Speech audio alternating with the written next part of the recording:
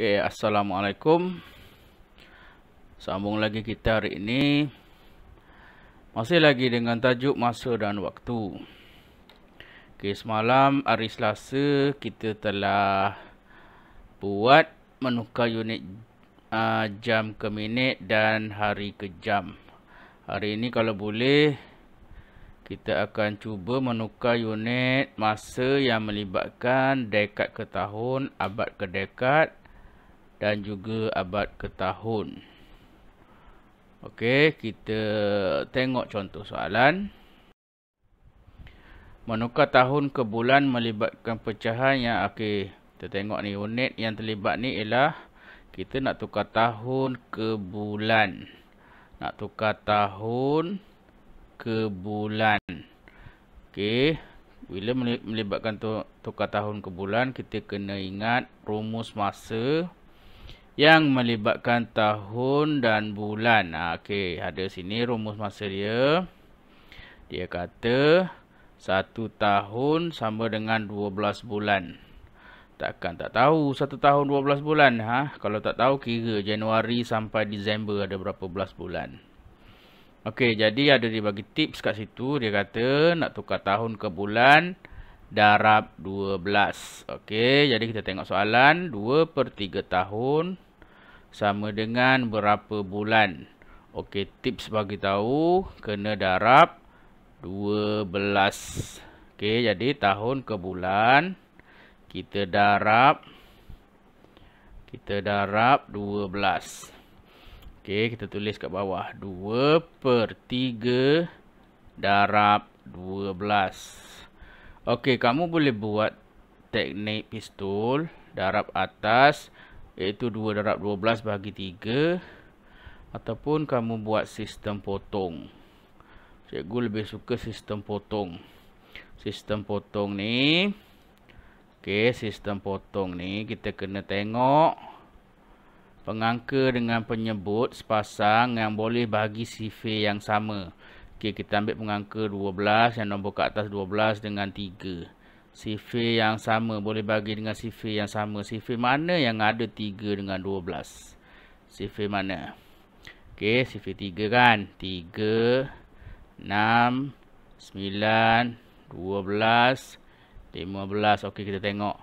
3, ni 3. Nombor 1. 12, ni. 1, 2, 3, nombor 4. Maksudnya 3 bagi 3, 1. Ni 1. 12 bagi 3. Ni 12 bagi 3 ni 4.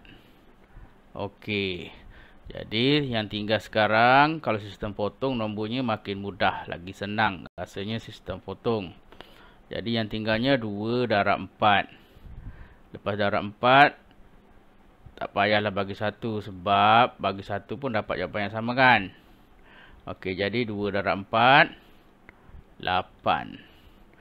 Dia sebenarnya 8/1. Tapi 8 bagi 1 kan dapat 8. Okey, jadi jawapannya 2/3 tahun sama dengan 8 bulan. Okey, 8 bulan. Okey, kalau nak tukar tahun ke bulan, kita darab 12. Sekarang kita tengok contoh yang lain. Sekarang kita tengok tukar dekad ke tahun ni. Dekad ke tahun. Okey, kita tengok rumus matematik dulu. Rumus masa yang melibatkan dekad dengan tahun. Dia kata 1 dekad 10 tahun. Dan dia bagi tips dekat situ. Dekad nak tukar jadi tahun, kita darab 10. Okey, maksudnya dekad nak jadi tahun, darab 10. Okey, kita tulis balik kat sini. 1/4/5 darab 10. Tapi 1/4/5 ni bentuk nombor bercampur. Kita kena tukar dulu nombor bercampur. 1/4/5 ni jadi pecahan tak wajar. Macam mana cara dia? Cara dia bawah darab, iaitu 1 darab 5. Atas tambah. Kita kena darab dulu. 1 darab 5 sama dengan 5. 5, kemudian tambah 4. 5 tambah 4, 9. Bawah kekalkan 5. 9 per 5 dah jadi pecahan tak wajar. Okey, kita tulis balik. 9 per 5 darab 10. Okey, sekarang kita guna sistem potong. Nombor di atas dengan nombor di bawah sepasang. Kena cari sifir yang sama. Kita tengok 10 dengan 5. Sifir berapa yang ada 5 dengan 10? Sifir 5 kan? Okey. Maksudnya 5 bahagi 5, 1. 10 bahagi 5, 2. Okey, sistem potong lebih senang. Tinggal 1. 1 ni tak payahlah. Okey, jadi sekarang tinggal nombor 9 dengan 2, iaitu 9 darab 2. 9 darab 2 sama dengan 18 tahun. Jadi 1/4/5 dekad sama dengan 18 tahun. Okey. Kita tengok unit masa yang lain pula. Okey, sekarang menukar abad ke dekad. Abad ke dekad. Abad ke dekad. Kita tengok rumus masa yang melibatkan abad ke dekad. Okey, dia kata 1 abad sama dengan 10 dekad. Tips di bawah kata nak tukar abad jadi dekad, kita darab 10. Jadi abad ke dekad darab 10. Okey, kita tulis balik. 21/5 darab 10. Nak jadi dekad, kita darab 10. Okey, sebab yang ni nombor bercampur, kita tukar dulu jadi pecahan tak wajar. 21/5 nak tukar pecahan tak wajar. Bawah darab, atas tambah. Okey, 2 darab 5, 10. 10 tambah 1 ni jadi 11. 11 bawah kekal 5. Okey, sekarang dah jadi pecahan tak wajar. Kita sambung balik cara kira kita. 11/5 darab 10. Okey, kalau kamu tak mahir sistem potong, kamu boleh darab biasalah. 11 darab 10, kemudian bagi 5. Tapi cikgu lebih suka sistem potong. Kita tengok 10 atas dengan nombor bawah, 10 dengan 5. Sifir apa yang ada 5 dengan 10?